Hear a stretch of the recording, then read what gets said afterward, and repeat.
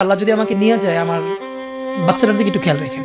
আমি মইরা গেলে আমার ছেলেটাকে দেখে রে, ওরে চলে গেল ওসমান হাদি, দেশবাসীকে কাঁদিয়ে তার কাহিনী তুলে ধরবো সুরে, দেখেন সকলে বুকটা ফেটে যাই গো, আহা মানুষ আফসুস করে গো।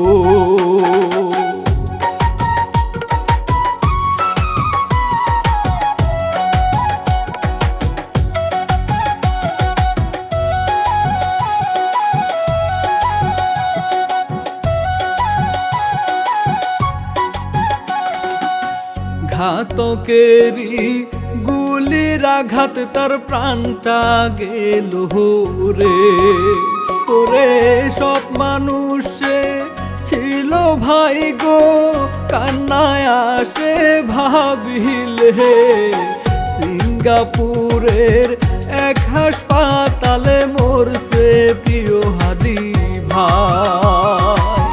ঘটনাটা প্রথম থেকে আমি সুরেতে শোনাই।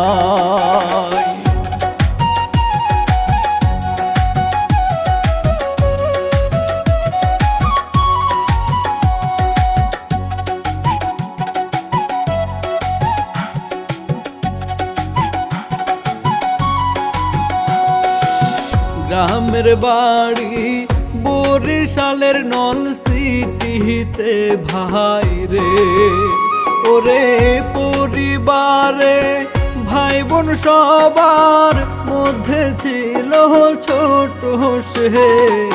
গ্রামে আলিম পড়া শেষে আসছে ঢাকা শহরে, ঢাকা বিশ্ববিদ্যালয়ে পড়ছে রাজনীতি বিভাগে রে।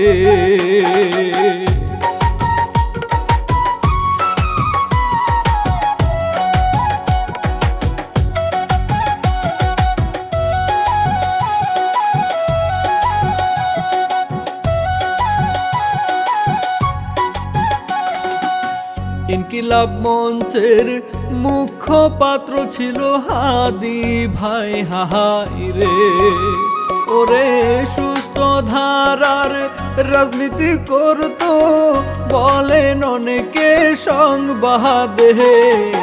ঢাকা ৮ আসনে প্রার্থী হয়ে নির্বাচনে দাঁড়াইছে, কিন্তু এখন কবর মাঝে শুয়ে আছে আল্লাহ রে।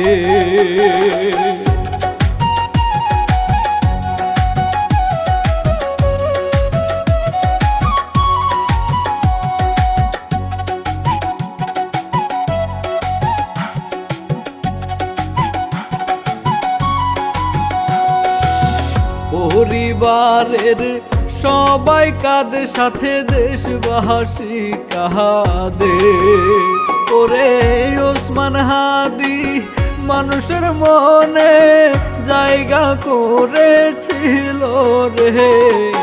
তাই তো তাহার বিয়োগ ব্যথায় মানুষ কাঁদে নীরবে,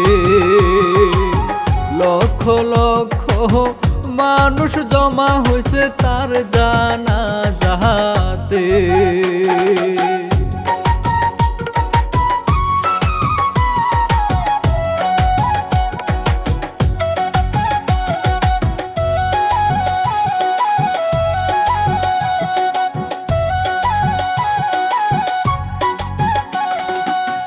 ঘটনার দিন পিছন থেকে ঘাতক বাইকে করে রে, ওরে গুলি করলে দ্রুত তাকে নেওয়া হয় ঢাকা মেডিকেলে।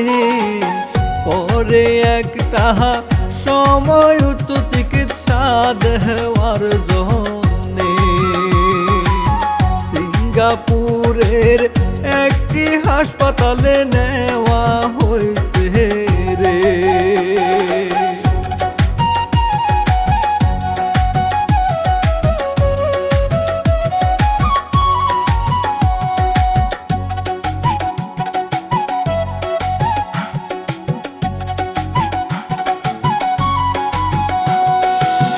তবে দুঃখের বিষয় গেল অবশেষে কাঁদিয়ে, ওরে না ফেরার সেই দেশে ওসমান হাদি গেল চলে রে।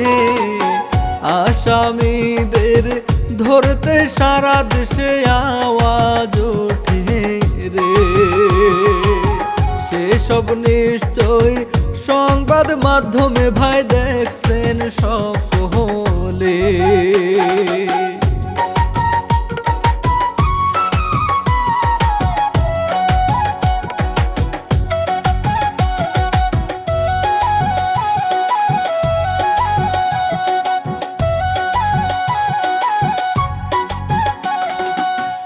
এরপর লাশটা দেশে আনা হলে সম্মানের সাথে, বাংলাদেশের জাতীয় কবির সমাধির পাশে তাকে শ্রোতারে কবর দেওয়া হলো, লক্ষ মানুষ হাজির হয়েছে।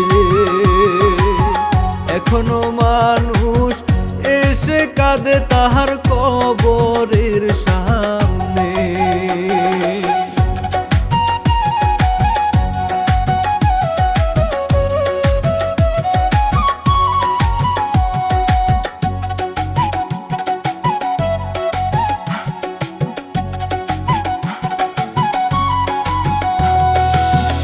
অনেকে কয় এমন সম্মান ভালোবাসা নসিবে সহজে মিলে না, দুয়া করি হাদি ভাই হোক জান্নাতি।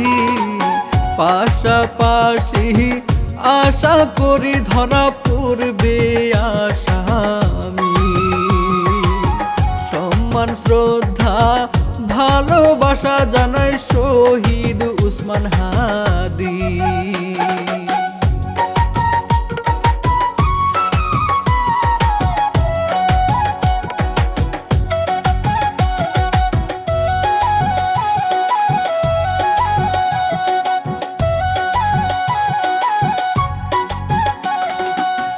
পরিশেষে শেষ করতেছি, সাবধান থাকবেন সকলে।